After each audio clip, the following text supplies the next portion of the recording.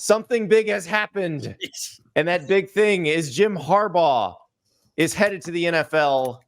Adam Schefter from ESPN reporting that he's agreed to terms with the Chargers. Our Chris Ballas from the Wolverine here with us. He's been following this, but basically most of his life at this point. Ballas, what the hell happened today? Well, you and I recorded a show about 3 hours ago that's worthless. That's true. Yeah. So, but we knew this possibility was coming, and it was crazy. I've talked to people involved with NIL and people who had meetings set up with Harbaugh today in Ann Arbor, and they expected him to be there right on the way over there to talk to him about some of these NIL deals. And Jim Harbaugh wasn't there. He was still in LA interviewing with the Chargers. So, you know what? This is what he wanted, guys. And Michigan sweetened the pot. They basically acquiesced to all of his demands and said, look, we're going to make you the highest paid coach in the country, not just the Big Ten. We're going to have an escalator clause in there so that continues to go up. We're going to have the Bill Self clause in there. But at the end of the day, fellas, Jim Harbaugh wants to coach in the NFL, and he wants to chase that Lombardi trophy. A lot of people will argue whether or not he can win it there, but you know what? I don't think a lot of people would bet against him either, given the kind of career that he's had. So Jesse Simonson, On3 national columnist, you posed a very interesting question to me before we started this show. What was that question? Yeah, I said, what sort of odds would you have had? And Chris, even if someone told you this, as much fawning as Jim Harbaugh's had with the NFL, what sort of odds would you have had if someone told you 6 weeks ago that 3 of the 4 coaches in the college football playoff, that now being Nick Saban, Kalen DeBoer, and Jim Harbaugh, are no longer at their respective schools? Steve Sarkisian's the last one standing. Just some crazy musical chairs. I mean, the odds on that are just kind of bananas, I think. It is crazy. But with Jim, you know what? We kind of knew, guys, right? Yeah. That he had that itch. He was gone 2 years ago if he'd gotten the Minnesota job. The interview didn't go well. This time around, he hired an agent. When he hired Don Yee, fellas, to me, that was critical, because Jim Harbaugh hadn't had an agent before then. He'd had lawyers, but now you've got a guy that's keeping the lid on top of things. And it was always clear that he was interested in chasing that Lombardi trophy and catching his brother. Now he's got a national championship, fellas. He's accomplished everything that he can at Michigan. I kind of would have bet on Jim Harbaugh. If you told me Nick Saban was retiring, wouldn't have surprised me. And there were a lot of people that thought Kalen DeBoer wanted the Michigan job too if Harbaugh left. So that wouldn't have stunned me either. So regardless, it is what it is, fellas. It's college football. Expect Sherrone Moore to be named Michigan's next head coach within 7 to 10 days, according to people who were working on the Harbaugh contract as well. So I think that's where Michigan turns. Is that Andy, my bold prediction? True. Go for it. My last one. Remember, I told you I had one outstanding bold prediction that I was waiting to be revisited. Chris, I had it at the beginning of the season. I said I thought this was an all or nothing year for Michigan, and that Jim Harbaugh, this would be his last season in Ann Arbor. Took a little while, but we finally got there. We finally got resolution. Yeah, thank God. Right? Go ahead, Andy. So Chris, the 7 to 10 days for Chiron Moore thing, is that a posting requirement, that sort of thing? Yeah, state of Michigan posting requirement. Everybody knows. He's basically been on the road and saying, hey, if it's not Jim, it's going to be me recruiting. And the coaches have been saying it as well. Now it's who goes with Jim Harbaugh, right? We've heard when in Minnesota, it was going to be Grant Newsome. It was going to be Matt Weiss, who's obviously no longer with the program. Ben Herbert's the big one they want to keep, the strength coach. And it sounds like he wants to stick around right now.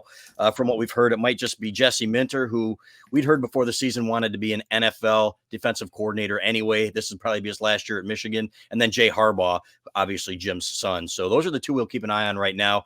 But at this point, if he can keep the amount of staff together, man, if he can keep Ben Herbert and those guys together, he's going to have a much better chance to succeed.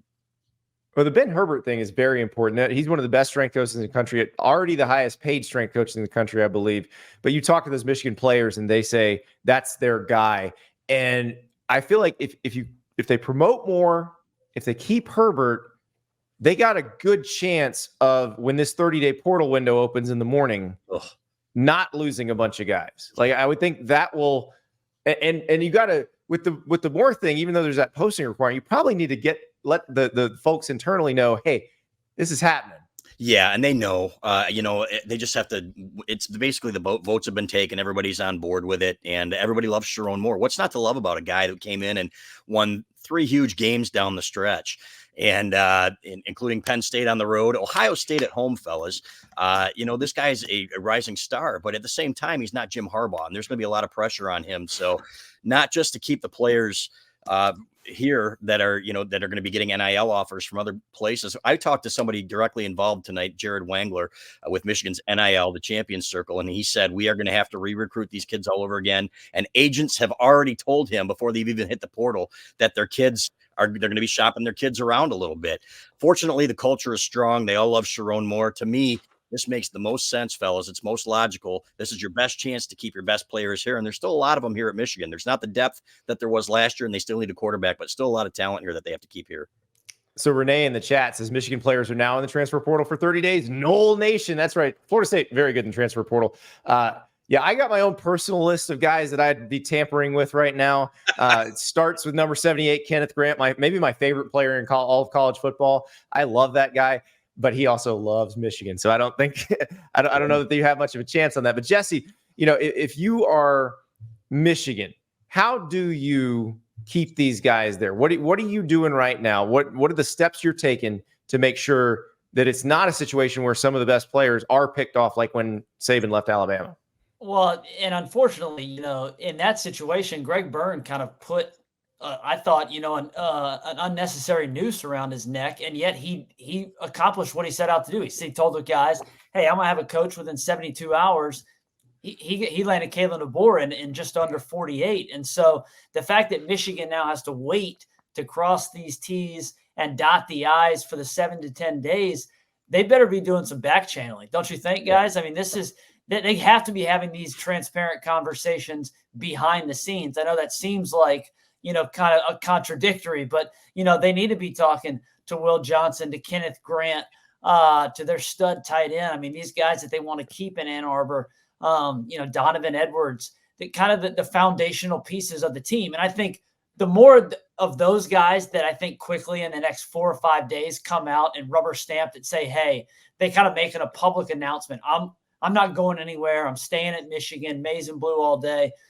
I think that's going to probably send a message to kind of the rest of the locker room. I'm sure there will be some deflections, but if Chiron Moore is going to be the guy and that's made known to folks behind the scenes, I do think that should assuage some of the concerns about this roster being hemorrhaged like what we've seen at Alabama, Washington, and Arizona. So, Chris, how did this process go behind the scenes? Take us from, the national title game. A bunch of us talked to Ward Manuel, the athletic director, afterward. We all interviewed Jim Harbaugh, and Manuel said, "Hey, I'm ready for the NFL to come after him. I'm prepared." What has happened in the 2 weeks since then? Yeah, you know what? Today was really when we found out that they were, basically acquiescing to all of his demands and saying, look, we want to keep him here. I know that President Santaono, he told me on the field after that game, fellas, against Washington, that he's like, I'm going to do everything I can to keep him here. And he kind of took the lead on this. Ward Manuel, yes, he came out and said at the event following the championship, the celebration, that I'm going to do whatever I can. I'm working on a contract for this guy, but it was at a snail's pace, and it had been for 3.5 years. And in fact, Jim Harbaugh brought this up in the fall and said, I've been saying it for 3.5 years. I do want a new deal. And we reported that, okay, the contract's finally in the works here. And then you had the NCAA stuff come up. And obviously that threw a monkey into the wrench there, fellas. But at the end of the day, they had all agreed that Jim Harbaugh is our guy. He should be the highest paid coach in college football. And they did everything that they could to keep him. Some people are going to argue that that's not true. I don't agree with that. I think, okay, when you've got the self clause, when you've got, okay, you're going to make him the highest paid coach in football, it just keeps going up and up and up. At the end of the day, it was just that Jim Harbaugh wanted the NFL. And we'd heard that so many times, guys. And that's basically what drove him back there. Well, and you mentioned the self clause. This is really interesting, because if Jim Harbaugh had come back, this clause was going to be inserted into his contract. And what I'm about to put on the screen is actually from Bill Self's contract, the Kansas basketball coach. And this got put in 2021 when the NCAA investigation into the FBI basketball investigation was still going on.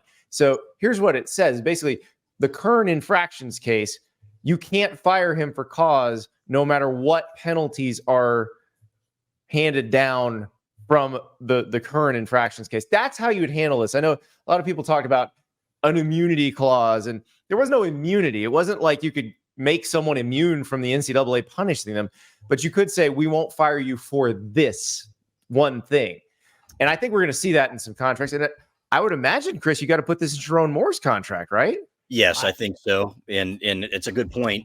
But I do believe, with Jim Harbaugh leaving, you saw what happened at Tennessee. Are you now looking at half of your NCAA problems going away? If you can't link Chiron Moore, I really believe that. So to me, yeah, it solves that problem. And at the same time, you lose one of the best coaches in football.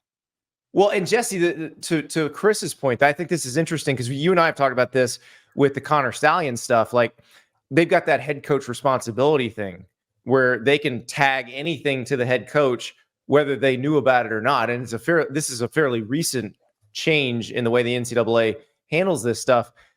If the head coach who you can tag it to is gone, I don't know how much you can do with the Connor Stallion stuff at this point.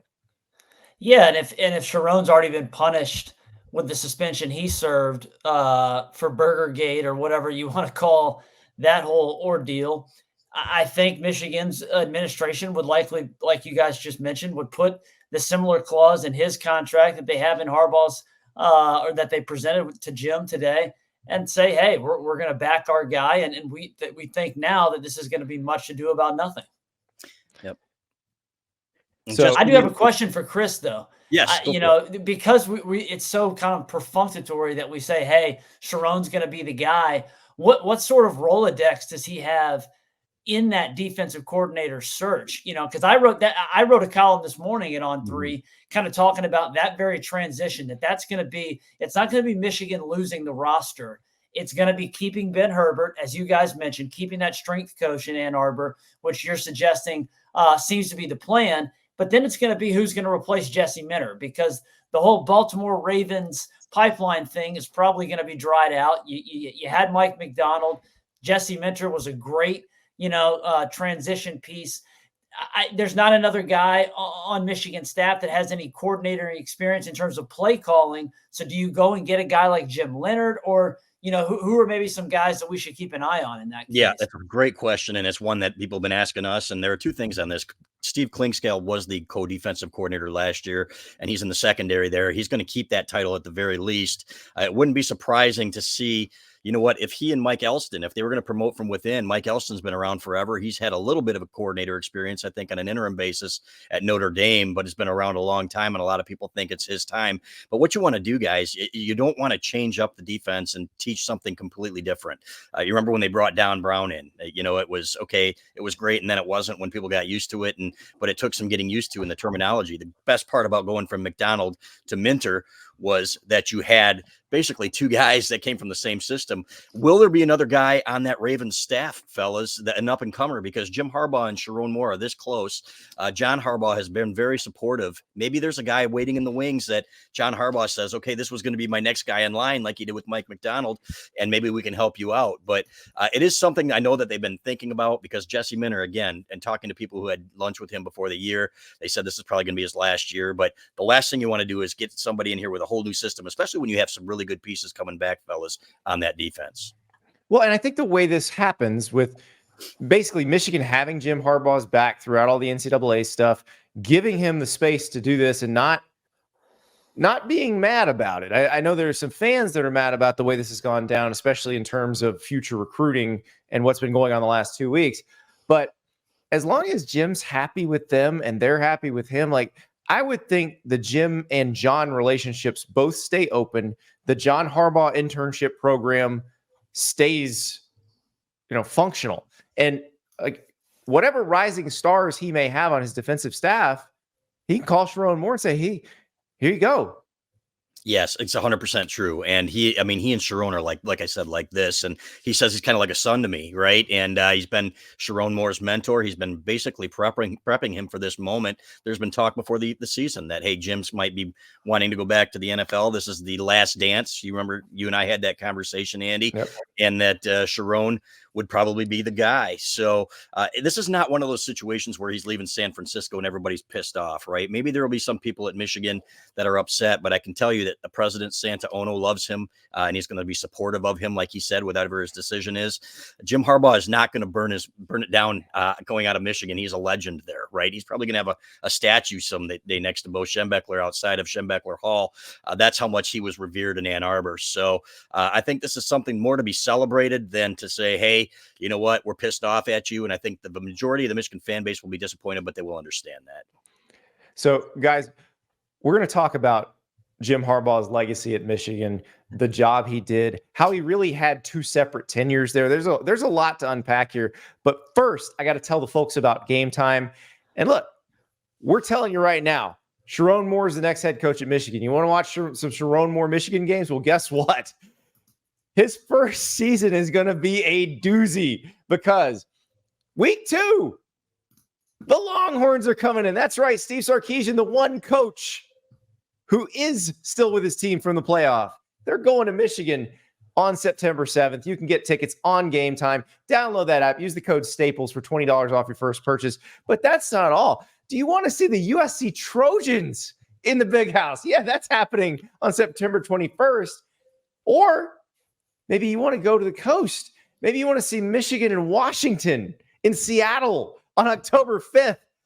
It's all there for you at Game Time. Download the Game Time app. Redeem the code STAPLES for $20 off your first purchase.